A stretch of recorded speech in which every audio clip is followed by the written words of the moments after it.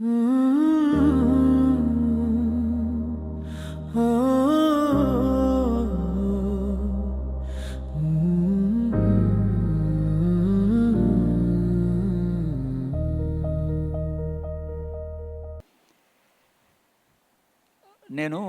ఈ ఉదయకాలం యాక్చువల్గా మీకు ఒక పవర్ పాయింట్ చూపించాలని సిద్ధపడి ఉన్నాను.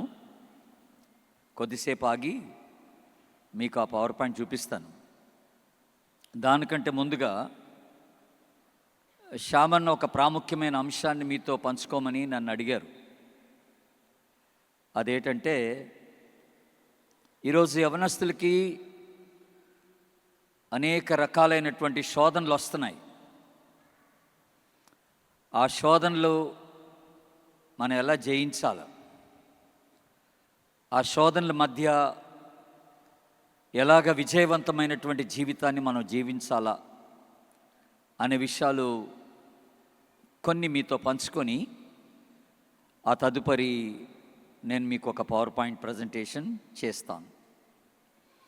శోధన అనే మాట వచ్చినప్పుడు దేవుని బిడ్డలారా, దీనికి ఎవరు అతీతులు గారు.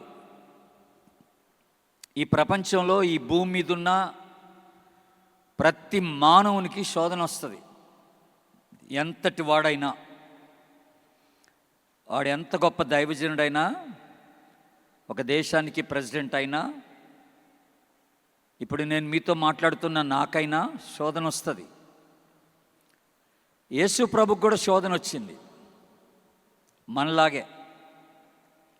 కనుక ఈ శోధనకి ఎవరు అతీతులు కారు, అందరూ శోధింపబడతారు. ఒక చిన్న మాట హెబ్రీ పత్రిక తీయండి. ఇప్పుడు ఒక మాట మనం జ్ఞాపకం చేసుకుందాం. అక్కడ హెబ్రీ పత్రిక 4వ అధ్యాయానికి రండి. పేజ్ నెంబర్ 202, క్రొత్త నిబంధనలో 202, హెబ్రీ 4:15 వచనం నేను చదువుతున్నాను. మన ప్రధాన యాజకుడు మన బలహీనతల యందు మనతో సహానుభవం లేనివాడు కాడు గాని సమస్త విషయములోనూ మన వలనే శోధింపబడినను ఆయన పాపం లేనివాడుగా ఉండెను. అర్థమవుతుందా మీకు? మన ప్రధాన యాజకుడు అంటే ఎవరు? యేసుప్రభువే. ఆయన సమస్త విషయంలో మనవలే శోధింపబడ్డాడు అనుంది ఇక్కడ. బట్ ఇక్కడ ఇంపార్టెంట్ క్లాజ్ ఏంటనంటే, ఆయన శోధింపబడినను పాపము లేనివాడుగా ఆయను అనుంది అక్కడ. ఎంత చక్కని మాట! అంటే దీన్ని బట్టి మనకు అర్థమవుతుంది ఏంటి? శోధింపబడుట పాపం కాదు. అందరూ శోధింపబడతారు, నేను కూడా శోధింపబడతాను. శోధింపబడుట పాపం కాదు, కానీ ఆ శోధనకి లొంగడం పాపం అన్నమాట. శోధనకి లొంగిపోవడం పాపం. అది మనం తెలుసుకోవాలి.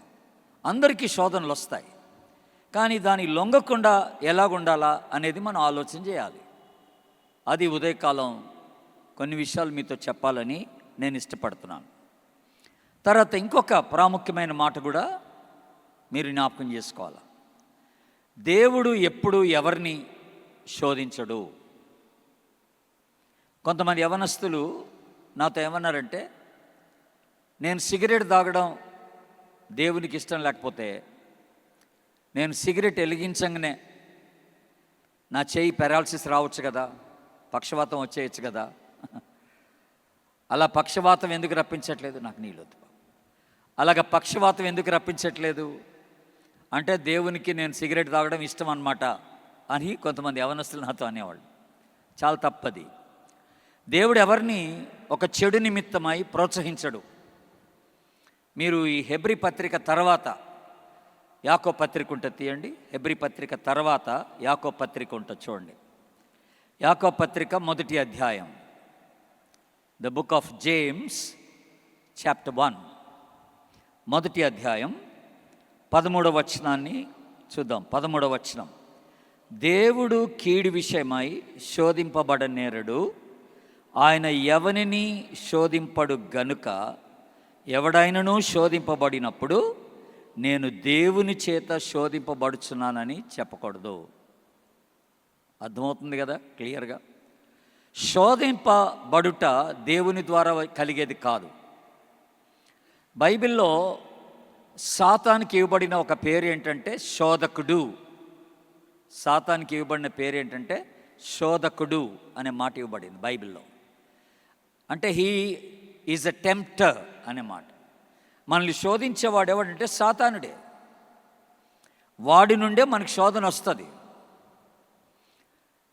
ఇది గుర్తుపెట్టుకోవాలి. దేవుడు ఎప్పుడు కీడు విషయమై ఎవరిని శోధించడు.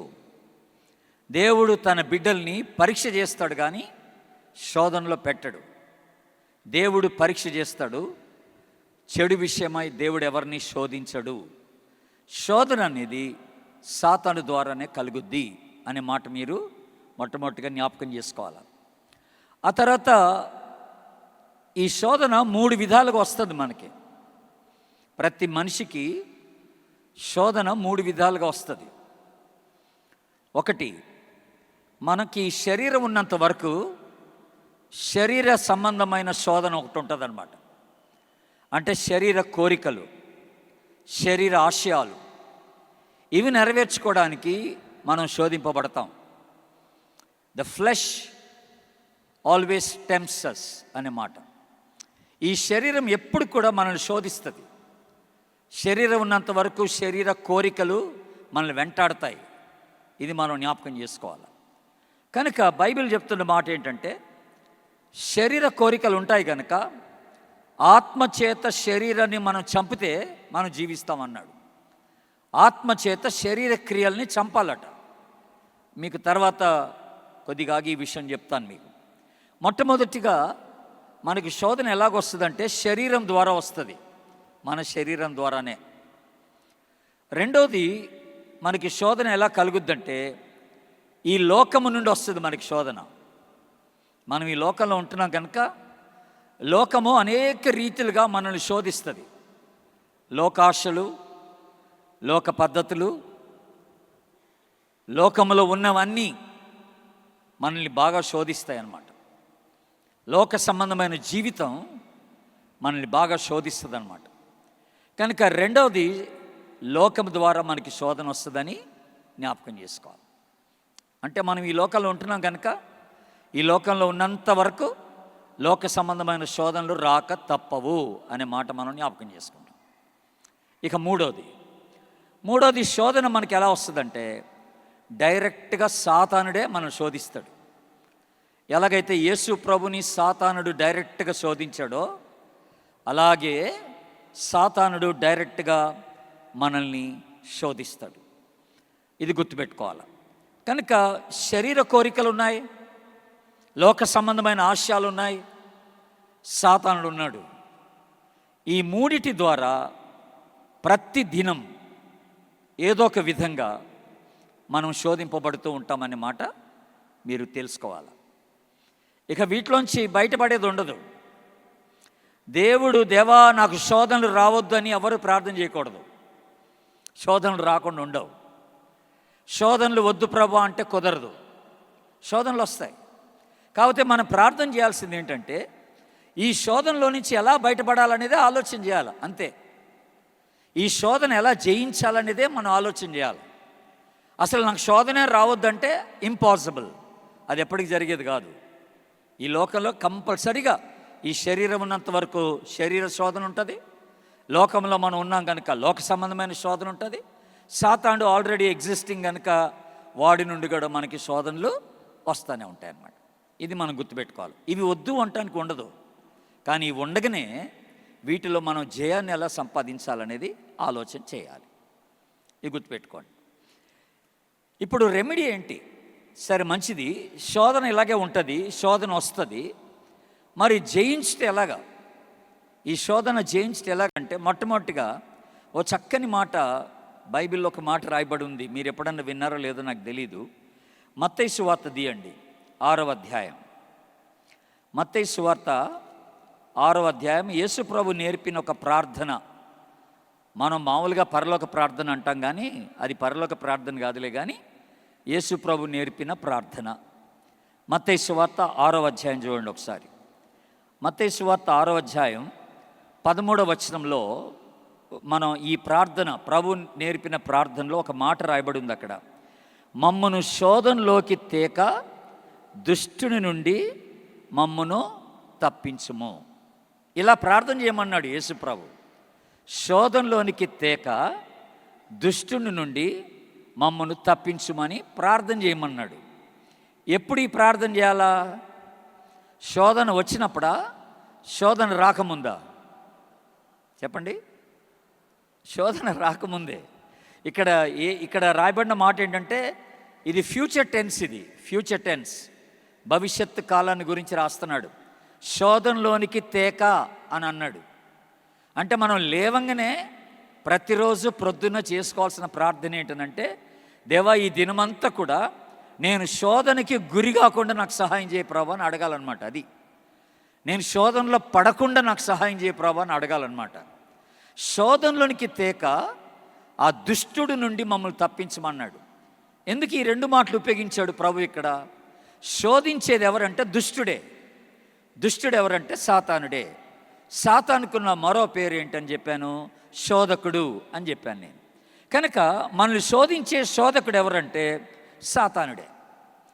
ఈ సాతాను యొక్క చేతిలో చిక్కకుండా నాకు సహాయం చేయ ప్రభు అని ప్రొద్దున్నే మనం ప్రార్థన చేసుకోవాలట. శోధన రాకముందే ప్రార్థన చేసుకోవాలట. ఇంట్లో నుంచి నువ్వు బయటపడకముందే ప్రార్థన చేయాలన్నమాట ఈ ప్రార్థన దేవుని సన్నిధిలో. అట్లాగే మీరు లూకా సువార్త 22వ అధ్యాయం చూడండి దయచేసి. మత్తయి, మార్కు, లూకా సువార్త 22వ అధ్యాయం. అక్కడ కూడా యేసుప్రభు చక్కని మాట చెప్పాడు. అక్కడ తన శిష్యులతో మాట్లాడుతూ అక్కడ కూడా ఒక మాట చెప్పాడు. ఏంటది? 46వ వచనం, 22వ అధ్యాయం 46వ వచనం. మీరెందుకు నిద్రించుచున్నారు?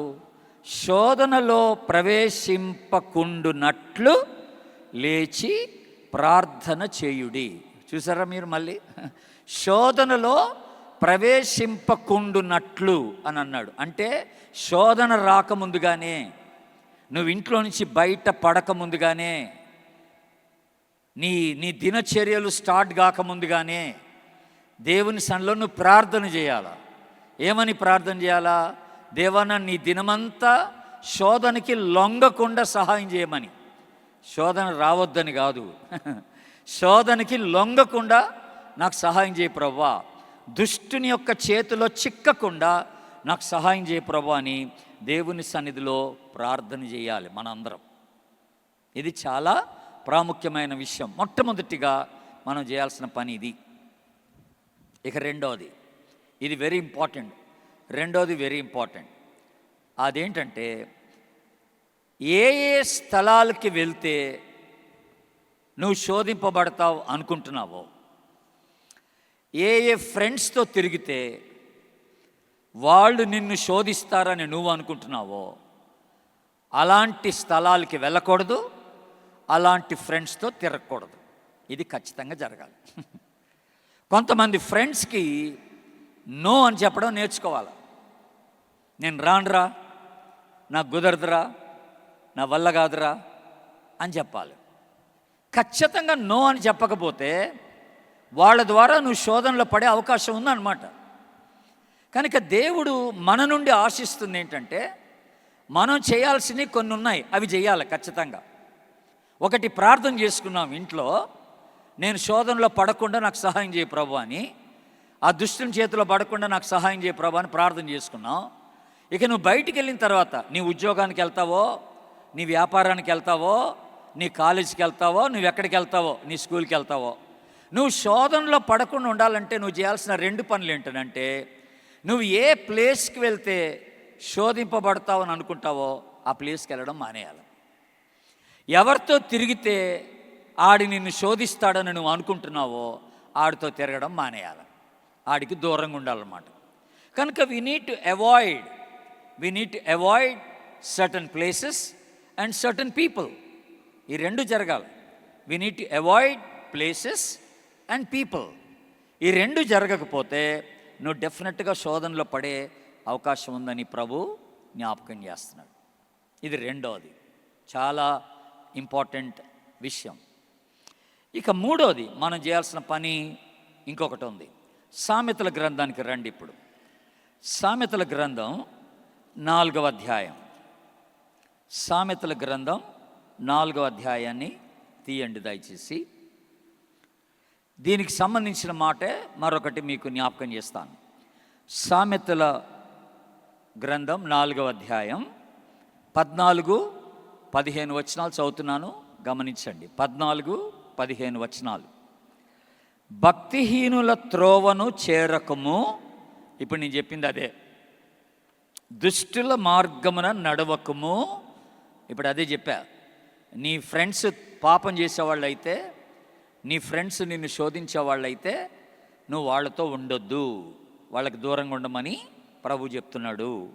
ఆ తర్వాత 15వ వచనం చూడండి. ఇప్పుడు దాని యందు ప్రవేశింపక తప్పించుకొని తిరుగుము, దాని నుండి తొలగి సాగిపోమ్ము అని ఉంది. అందరూ ఒకసారి ఆమెనండి. ఆమె ఏంటంట? తప్పించుకొని తిరగాలట. ఇక్కడ ఇంకొక మాట ఉంది, తొలగి పారిపోమ్మని ఉంది ఇక్కడ. అందుకనే తిమోతి పత్రికలో కూడా పౌలు గారు ఇదే మాట రాశాడు, యవనేచ్ఛల నుండి పారిపోమ్ము అని అన్నాడు. 2 తిమోతి 2వ అధ్యాయం 22వ వచనం. నీ యవనేచ్ఛల నుండి పారిపోమ్మంటాడు. కొన్ని పరిస్థితుల్లో మనం పారిపోవడం నేర్చుకోవాలి, ఆ స్థితి నుండి దూరంగా వెళ్ళిపోవడం నేర్చుకోవాలి. ఎంత త్వరగా బయటపడితే అంత మంచిది అనుకోవాలి. అక్కడే ఉండి నేను విజయాన్ని సాధిస్తాను అనుకుంటే కుదరదు. అక్కడే ఉంటే దేవుడు నాకు సహాయం పడతాడు అనుకుంటే కుదరదు. దేవుడు మనకి వివేకాన్ని ఇచ్చాడు కనుక కొన్ని సందర్భాల్లో ఆ వివేకాన్ని మనం వాడుకొని ఆ పరిస్థితి నుండి పారిపోవడానికి ప్రయత్నం చేయాలి. మనం పారిపోవాలన్నాడు దేవుడు. చాలా ప్రాముఖ్యమైన మాట అది, పారిపోవడం. మరి అలాగా పారిపోతే దేవుడు మనకు సహాయం చేస్తాడు. యోసేపు కూడా పారిపోయాడంట. ఆ పోతిఫర్ భార్య శోధిస్తే తన షర్ట్ అక్కడ వదిలేసి వెళ్ళిపోయాడంట. ఆమె షర్ట్ పట్టుకొని లాగుతుంటే ఆ షర్ట్ అక్కడ వదిలేసి వెళ్ళిపోయాడంట. షర్ట్ పోతే పోయింది, కానీ నా జీవితాన్ని కాపాడుకోవాలనుకున్నాడు. ఆ పరిస్థితి నుండి పారిపోయాడు యోసేపు, పారిపోయాడు. ఇది చాలా తెలివైన కార్యం అన్నమాట, జ్ఞానయుక్తమైన కార్యం అన్నమాట. పారిపోవడం అనేది చాలా చాలా ఇంపార్టెంట్. అక్కడే ఉండి విజయాన్ని సాధిస్తానని అనుకోబాకండి. వీడితో ఉండకపోతే వీడు ఏమనుకుంటాడో, ఈమెతో ఉండకపోతే ఈమె ఏమనుకుంటుందో అని అనుకోబాకండి. వాళ్ళ ద్వారా నీకు ప్రమాదం ఉన్నదని తెలిసినప్పుడు నువ్వు వాళ్ళతో ఉండకుండా దూరంగా వెళ్ళిపోవడమే బెటర్ అన్నమాట. అది always wise thing to do, జ్ఞానయుక్తమైన పని అది. ఇప్పుడు ఇంకొక మాట, సామెతలు ఉన్నారు కదా, దాని పక్కన పుస్తకం ప్రసంగి గ్రంథం తీయండి. దాని తర్వాత పుస్తకం ప్రసంగి గ్రంథం 4వ అధ్యాయం. ప్రసంగి గ్రంథం 4వ అధ్యాయం, ద బుక్ ఆఫ్ ఎక్లెసియాస్టస్ చాప్టర్ 4, 9-10 వచనాలు. 4వ అధ్యాయం 9-10 వచనాలు చూద్దాం. ఇద్దరి కష్టము చేత ఉభయులకు మంచి ఫలము కలుగును గనుక ఒంటిగాడై ఉండుట కంటే ఇద్దరు కూడి ఉండుట మేలు. వారు పడిపోయినను ఒకడు తన తోడి వానిని లేవనెత్తును.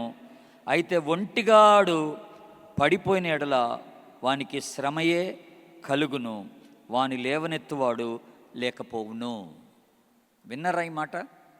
ఎప్పుడు కూడా సాధ్యమైనంత వరకు ఒంటరిగా ఉండడానికి ప్రయత్నం చేయబాకండి అన్నాడు బైబిల్లో.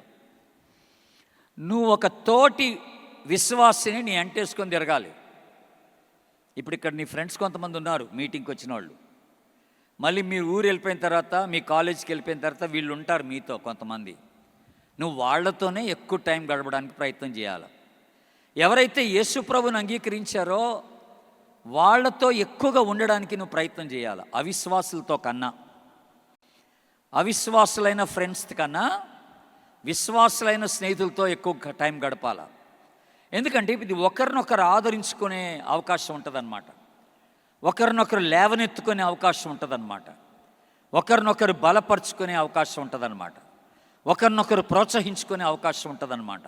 శోధింపబడ్డప్పుడు అప్పుడు అక్కడి నుంచి ఈజీగా బయటపడటానికి ఛాన్స్ ఉంటుంది. నీతో నీ ఫ్రెండ్ ప్రక్కనుంటే నువ్వు అంత సులువుగా ఆ శోధనకి లొంగిపోలేవు. కనుక నీ పక్కనున్న ఫ్రెండ్ ఎవరు అనేది ఇంపార్టెంట్. నీ పక్కనున్న ఫ్రెండ్ అవిశ్వాస, ప్రభుని ఎరిగినోడా, రక్షింపడ్డ వ్యక్తేనా, లేకపోతే విశ్వాసిగా చక్కగా నీకు సహాయపడే వ్యక్తిగా ఉన్నాడా అనేది కూడా మీరు ఆలోచన చేసుకోవాల్సినటువంటి విషయం. దేవుని బిడ్డలారు, చాలా జాగ్రత్తగా ఉండాలి. మనం ఈ విషయంలో చాలా జాగ్రత్తగా ఉండాలి. కనుక నాలుగవదిగా అదొకటి మీరు గుర్తుపెట్టుకోండి. శోధన జయించడానికి ఎప్పుడు కూడా తోడు ఒక విశ్వాస స్నేహితుడిని వెంటేసుకొని వెళ్ళాలి. ఇక శోధన వచ్చినప్పుడు బైబిల్లో ఇంకో చక్కని మాట చెప్పాడు. బైబిల్లో కొరింథీయులకు రాసిన మొదటి పత్రిక 10వ అధ్యాయం తీయండి. ఇప్పుడు కొరింథీయులకు రాసిన మొదటి పత్రిక 10వ అధ్యాయం 152, పేజీ నెంబర్ 152. కొరింథీయులకు రాసిన మొదటి పత్రిక 10వ అధ్యాయం, 1 Corinthians chapter 10 verse 13. 13వ వచనం చదువుతున్నాను, గమనించండి. 13వ వచనం, సాధారణముగా మనుషులకు కలుగు శోధన తప్ప ఏదియూ మీకు సంభవింపలేదు. దేవుడు నమ్మదగినవాడు, మీరు సహింపగలిగినంత కంటే ఎక్కువగా ఆయన మిమ్మును శోధింపనీయడు. మొట్టమొదటి మాట, అందరు నా వైపు చూడండి. మీరు గుర్తుపెట్టుకోవాల్సిన మాట ఏంటంటే, ఒక శోధన నీకు వచ్చిందంటే, నీ దాకా వచ్చిందంటే దాన్ని నువ్వు జయించగలవు అన్నమాట. బేసిక్గా ఆ శక్తి నీకు ఉంటుందన్నమాట. అందులోంచి తప్పించుకునే శక్తి నీకు ఉంటుందన్నమాట. ఆ నీ శక్తికి మించిన శోధన దేవుడు ఎప్పుడు రానియడు. నీ శక్తికి మించిన శోధన ఎప్పుడు ఉండదు. కాకపోతే మనం ఏంటంటే ఆ శోధన రాగానే ఇష్టపడతాం. ఆ పరిస్థితికి ఇష్టపడి మనల్ని మనమే ఆ పరిస్థితికి అప్పగించుకుంటాం అన్నమాట. అది మన ప్రాబ్లం. శోధన జయించలేక కాదు, జయించడానికి శక్తి ఉంటుంది, తెలివితేటలు ఉంటాయి. కానీ కావాలని దాన్ని ఇష్టపడి దానికి లొంగిపోతుంటాం అన్నమాట చాలాసార్లు. ఇది డేంజర్. అయితే ఇక్కడ చేయాల్సిన పని ఏంటంటే, దేవుడు ఇంకో మంచి ఆలోచన ఇచ్చాడు ఇక్కడ. ఆ తర్వాత మాట మీరు గమనించండి. ఇప్పుడు ఆ తర్వాత మాట వెరీ ఇంపార్టెంట్ మాట. అంతేకాదు సహింపగలుగుటకు ఆయన శోధనతో కూడా తప్పించుకొని మార్గము కలుగచేయును అని ఉంది అక్కడ. అందరూ ఒకసారి దేవుని స్తోత్రం చెప్పండి. హల్లెలూయా. ఏటట? శోధనతో కూడా తప్పించుకునే మార్గం ఒకటి ఉంటుందట. జాగ్రత్త వినండి ఈ మాట. నువ్వు ఎప్పుడు శోధన వచ్చినా దాని వెనువెంటనే దేవుడి నీ మనసులో తప్పించుకునే మార్గాన్ని ఒకటి చూపిస్తాడనమాట. ఖచ్చితంగా చూపిస్తాడు. మనం చాలాసార్లు చేసే పని ఏంటంటే, ఆ మార్గాన్ని పక్కన పెట్టేస్తాం. ఆ ఆలోచన పెడచ్రోవని పెడతాను, పక్కన పెట్టేస్తాం, దాన్ని పట్టించుకో. అరే నువ్వు తప్పించుకోవడానికి ఛాన్స్ ఉందిరా అని ప్రభు చెప్తాడు. నువ్వు పలానా దగ్గరికి వెళ్ళిపో, ఆ ప్రదేశం నుండి దూరంగా వెళ్ళిపో, నువ్వు పలానా పని చేయి, గబుక్కని లేదా లైబ్రరీకి వెళ్ళిపో, ఏదో పుస్తకం తీసి చదువుకో, లేదా గబుక్కని ఒక గిటార్ తీసి పాట పాడు, గిటార్ వేసుకుంటే పాట పాడు. ఆ శోధన నీ మనసులోకి వస్తున్నప్పుడు దానికి నువ్వు లొంగిపోవాక తప్పించుకునే మార్గం ఏముందో నువ్వు చూసుకోవాలి. వెంటనే నీ ఫ్రెండ్కి కాల్ చేయి. అరే నువ్వు ఇంట్లో ఉన్నావా, నీ దగ్గరకు వస్తాను అని అను. మీ ఫ్రెండ్కి కాల్ చేసి చెప్పండి, నేను నీ దగ్గరకు వస్తున్నానని, కాసేపు మన ఇద్దరం ఉందామని. మొత్తం మీదకి ఏదో ఒక రీతిగా దేవుడు తప్పించుకునే మార్గాన్ని ఏర్పాటు చేసి పెడతాడు. ఆ మార్గం ఏంటని చూసుకోవాలి. మనం ఆ మార్గంలోకి వెళ్ళిపోవాలి. ఆ తప్పించుకునే మార్గంలోకి మనం వెళ్ళిపోవాలి. అప్పుడు గొప్ప విజయాన్ని మనం సాధిస్తాం. శోధనకు లొంగం. ఎందుకంటే కంటిన్యూస్గా శోధనలు వస్తూనే ఉంటాయి రోజంతా, గుర్తుపెట్టుకోవాలి. కాకపోతే దేవుడు మనకి వివేకాన్ని ఇచ్చాడు, జ్ఞానం ఇచ్చాడు, తప్పించుకునే మార్గాన్ని కూడా దేవుడు ఏర్పరిచి పెట్టాడంట. కనుక ఇది చాలా ప్రాముఖ్యమైన విషయం. సరే, ఇది ఇలాగ జరుగుతుండగా మనం చేయాల్సిన పని ఒకటి ఉంది ఇంకా. అదేంటంటే ఇందాక మీరు లూకా సువార్త 22వ అధ్యాయం చూశారు కదా. అక్కడ యేసు ప్రభు శిష్యులతో మాట్లాడుతూ ఏమన్నాడు? 46వ వచనంలో, మీరు శోధనలో ప్రవేశింపకుండునట్లు మెలకువగుండి ఏం చేయమన్నాడు? అందరు చెప్పాలి గట్టిగా, ప్రార్థన చేయమన్నాడు. కరెక్ట్. కనుక ఇప్పుడు మనవంతుగా మనం చేయాల్సిన పని ఏంటంటే ఎక్కువగా ప్రార్థనలో సమయం గడపాలి. ఇది చాలా అవసరం. నువ్వు ఎంత ఎక్కువగా ప్రార్థనలో దేవునితో సమయం గడుపుతావో అంత ఎక్కువగా నీకు శక్తి వస్తుంది అనమాట, బలం వస్తుంది అనమాట, దేవుడు నీకు తోడుగా ఉంటాడనమాట. అంత ఈజీగా నువ్వు శోధనకి లొంగిపోలేవు అనమాట. నువ్వు ప్రార్థనా పరుడు అయితే, నువ్వు ప్రార్థనా పర్రాలు అయితే, నువ్వు దేవుని సన్నిధిలో ఎక్కువ సమయం గడపడానికి ఇష్టపడితే. ప్రార్థన అని అన్నప్పుడు ఏదో లేవంగానే ప్రార్థన చేసుకోవడం, పడుకునే ముందు ఒకసారి ప్రార్థన చేసుకోవడం అది కాదు. అలాగ ప్రార్థన చేసుకుంటున్నామంటే దాని అర్థం ఏంటంటే అది మొక్కుబడి ప్రార్థన అనమాట. ప్రొద్దున్నే లేవంగానే ప్రార్థన చేసుకోవాలి కదా అన్నట్టు, మళ్ళీ రాత్రి పడుకునే ముందు చేసుకోవాలి కదా అన్నట్టు. అట్లా కాకుండా నువ్వు ఒక అలవాటు చేసుకోవాలా. అదేంటనంటే ఇంట్లో నీకు ఎప్పుడు సమయం దొరికితే అప్పుడే ప్రార్థన చేసుకోవాలా. నేను కొత్తగూడెంలో ఉమెన్స్ కాలేజ్లో ఒక ప్రోగ్రాం పెట్టి నన్ను మాట్లాడటానికి రమ్మన్నారు. అక్కడికి వెళ్ళాను. గర్ల్స్ కాలేజ్ అది. నా వాక్య పరిచర్య అయిపోయిన తర్వాత ఒక 10 మంది అమ్మాయిలు నా దగ్గరికి వచ్చారు. వచ్చి వారు ఓ చక్కని మాట చెప్పారు నాతో. వాళ్ళు ఏమన్నారంటే, అన్న మా కొరకు ప్రార్థన చేయండి అన్నారు ఫస్ట్. అంటే సరే చేస్తానమ్మా, ఏంటి సంగతి అని అడిగాను. వాళ్ళట ప్రతిరోజు కాలేజీలో వాళ్ళకి లెజర్ పీరియడ్ ఎప్పుడైతే ఇస్తారో, ఏ పీరియడ్ అయితే ఉండదో ఆ టైంలోనట స్టార్టింగ్లోనట ఒక 3-4 అమ్మాయిలు క్లాస్ రూమ్లోనే మోకరించి ప్రార్థన చేయడం మొదలెట్టారట.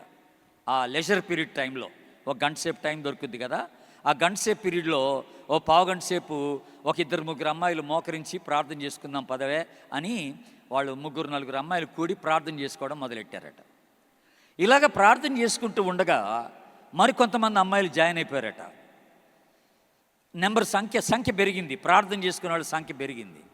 మరికొంతమంది అమ్మాయిలు అలాగ పెరుగుతూ ఆశ్చర్యం ఏంటంటే ఇప్పుడు ఆ లెజర్ పీరియడ్లో ప్రార్థనకని 50 మంది అమ్మాయిలు కొడుతున్నారట. దేవునికి స్తోత్రం చెప్పండి. హల్లెలూయా. 50 మంది అమ్మాయిలు క్లాస్ రూమ్లో ప్రార్థన చేస్తున్నారు. ఇప్పుడు వాళ్ళు నాకు చెప్పిన ప్రశ్న ఏంటంటే, ఇంతకీ వాళ్ళ ప్రాబ్లం ఏంటంటే, అన్న ఇప్పుడు మా ప్రార్థన చేసుకోవడానికి ప్లేస్ సరిపోవట్లేదు, ఏం చేయమంటారని అడిగా. నేను నవ్వొచ్చింది నాకు. ప్లేస్ సరిపోవట్లేదు ఏంటమ్మా, మీ క్యాంపస్ ఎంత పెద్దగుంది చూడండి అన్నాను నేను.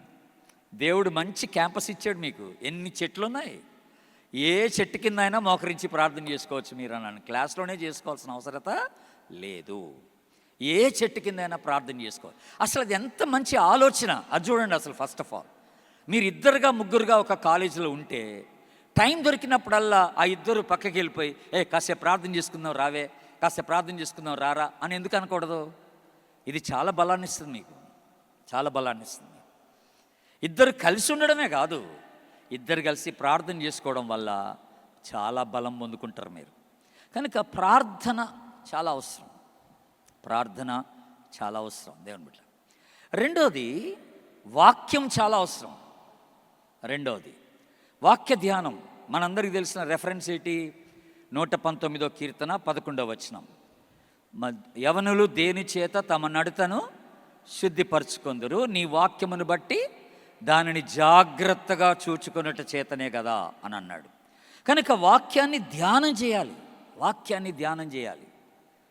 ఎక్కువసేపు వాక్య ధ్యానంలో టైం గడపాలా, అది చాలా అవసరం. ప్రార్థనలో గడపాలా, వాక్యంలో కూడా ఎక్కువ సమయాన్ని ప్రార్థనలో గడపటం నేర్చుకోవాలా. ఇది రెండవది మనం చేయాల్సిన పని. ఇంకొకటి, ఎప్పుడైనా పొరపాటున ఒక శోధనకి లొంగిపోయావు అనుకో, ఓ శోధన వచ్చింది అనుకోని పరిస్థితిలో నువ్వు లొంగిపోయావు అనుకో. ఇప్పుడు 51వ కీర్తన చూడండి. 51వ కీర్తన 51 తీయండి. 51వ కీర్తనలో అక్కడ దావీదు ఒక మంచి మాట రాశాడు. 3-4 వచనాలు చదువుతున్నాను చూడండి. నా అతిక్రమములు నాకు తెలిసే ఉన్నవి, నా పాపం ఎల్లప్పుడూ నా ఎదుట ఉన్నది, నీకు కేవలము నీకే విరోధముగా నేను పాపము చేసి ఉన్నాను. నీ దృష్టికి ఎదుట నేను చెడుతనమును చేసి ఉన్నాను. చూసారా, ఇక్కడ ఏం చేస్తున్నాడు దావీదు? యథార్థంగా తాను ఏ పాపానికి లొంగిపోయాడో దాని గురించి దేవుని దగ్గర ఒప్పేసుకుంటున్నాడు. ఇది చాలా అవసరం దేవుని బిడ్డలారా. పాపమును ఉన్నట్టుగా ఒప్పేసుకోవాలి. పొరపాటున ఏదైనా శోధనలో పడితే ఒప్పేసుకోవాలి. నువ్వు దాన్ని దాచిపెట్టుకుంటే, దేవుని దగ్గర ఒప్పుకోకుండా ఉంటే మరి ఎక్కువైనటువంటి పాపానికి లోనైపోతావు. జాగ్రత్త. వెంటనే కడిగేసుకోవాలా, వెంటనే క్షమాపణ అడగాల, వెంటనే దేవుని సహాయాన్ని కోరుకోవాలి. ఈ సామెతల గ్రంథం ఏది కీర్తనల తర్వాత ఉంటుంది చూడండి. సామెతల గ్రంథం 28వ అధ్యాయం, అక్కడ కూడా ఒక చక్కని మాట రాశాడు.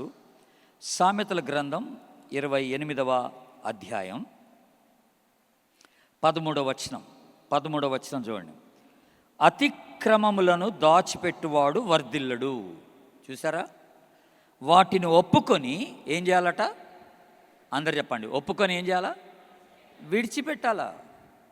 వాటిని ఒప్పుకొని విడిచిపెట్టువాడు కనికరం పొందుకుంటాడు. అందరూ ఒకసారి ఆమెనండి. ఆమె. చూసారా ఎంత మంచి మాట. ఒప్పుకోవడం ఒక ఎత్తు, దాన్ని విడిచిపెట్టడం కూడా చాలా ప్రాముఖ్యం.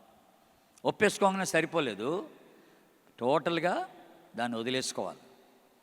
ఆ తప్పుని వదిలేసుకోవాలి, ఆ పరిస్థితిని దూరం చేసుకోవాలి. అట్లా చేసుకున్నప్పుడు దేవుని సహాయం మనకి ఎంతో ఉంటుంది.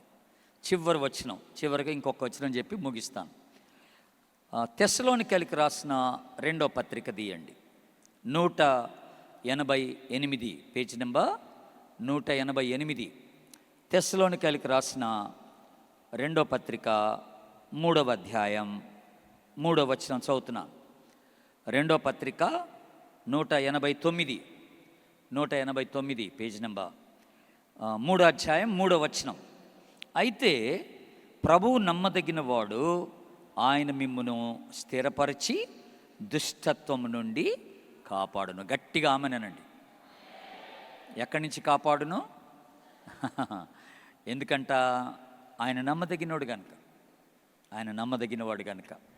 మనం ఆయన పైన ఆధారపడుతున్నాం కనుక ఈ టిప్స్ అన్నీ కూడా మీరు గుర్తుపెట్టుకోవాలా. ఇప్పుడు ఇక్కడి నుంచి వెళ్ళిపోయినప్పుడు ఇది మొదలుకొని మీకు శోధనలు వచ్చేస్తాయి. 4 రోజులు ఇక్కడ రిట్రీట్లో ఉన్నంత మాత్రాన సైతాను వదిలిపెట్టడు. గేట్ దగ్గరే ఉంటాడు 1 గంటకి. సాతాండు 1 గంటకి గేట్ దగ్గరే ఉంటాడు, మెయిన్ గేట్ దగ్గర నీకోసం వెయిట్ చేస్తుంటాడు అనమాట. లేదా బస్ స్టాండ్లో కనిపెడతాడు నీకోసం, ఇక్కడ దొరకపోతే అక్కడ అన్నట్టు. లేదా రైల్వే స్టేషన్లో పట్టుకుంటాడు, ఎలాగో ఒక దగ్గర. ఆడు కాపు కాస్తాడనమాట, సాతాండు కాపు కాస్తాడనమాట. కనుక మనం ఎప్పుడైనా విశ్వాసులతో కలిసి ఉంటే ఏం కాదు మనకి. వాళ్ళతో కలిసి ప్రార్థన చేసుకుంటే ఏం కాదు, కలిసి వాక్యాన్ని ధ్యానం చేసుకుంటే ఏం కాదు. చాలా బలపడిపోతాం అన్నమాట. పారిపోవడం కూడా నేర్చుకోవాలి మనం. దేవుని దగ్గర ఒకవేళ పొరపాటున తప్పైతే మనం ప్రభు దగ్గర క్షమాపణ అడగడం కూడా నేర్చుకోవాలి. చిన్న ప్రార్థన చేసుకుందాం. తలలు వంచండి. ఆ తర్వాత నేను మీకు ఒక పవర్ పాయింట్ చూపిస్తాను. చిన్న ప్రార్థన చేసుకుందాం. తలలు వంచండి. అందరూ తలలు వంచండి. పవర్ పాయింట్ రెడీ చేయండి. అందరూ తలలు వంచండి, కళ్ళు మూసుకోండి. ఎవరి మనసులో ప్రార్థన చేసుకోండి. ఒకవేళ ఇంతవరకు నువ్వు ఏదైనా పాపానికి లోనైపోయి, ఏదైనా శోధనకు లోనైపోయి, దేవునికి విరుద్ధంగా నువ్వు పాపం చేస్తుంటే యథార్థంగా ప్రభు సన్నిధిలో క్షమించమని అడుగు. ప్రభు క్షమిస్తాడు. మన పాపములను మనం ఒప్పుకుంటే ఆయన నమ్మదగినవాడు, ఆయన నీతిమంతుడు కనుక ఆయన మన పాపములను క్షమించి సమస్త దుర్నీతి నుండి మనలను పవిత్రులుగా చేస్తాడు. నీ పాపం ఎంత పెద్దదైనా ప్రభు క్షమించడానికి ఇష్టపడుతున్నాడు. డెఫినెట్గా క్షమిస్తాడు. నేను యథార్థంగా నువ్వు చేసిన తప్పేంటో ప్రభు దగ్గర ఒప్పేసుకో. మళ్ళీ ఆ తప్పుకి లోను కాకుండా నాకు సహాయం చేయ ప్రభు అని ప్రార్థన చేసుకో. ఇప్పుడు నేను చెప్పినవన్నీ గుర్తుపెట్టుకో. ఓ మంచి స్నేహితుడు నీవు ప్రభు అని అడుగు. ప్రార్థించే మనసు నాకు దయచే ప్రభు అని అడుగు.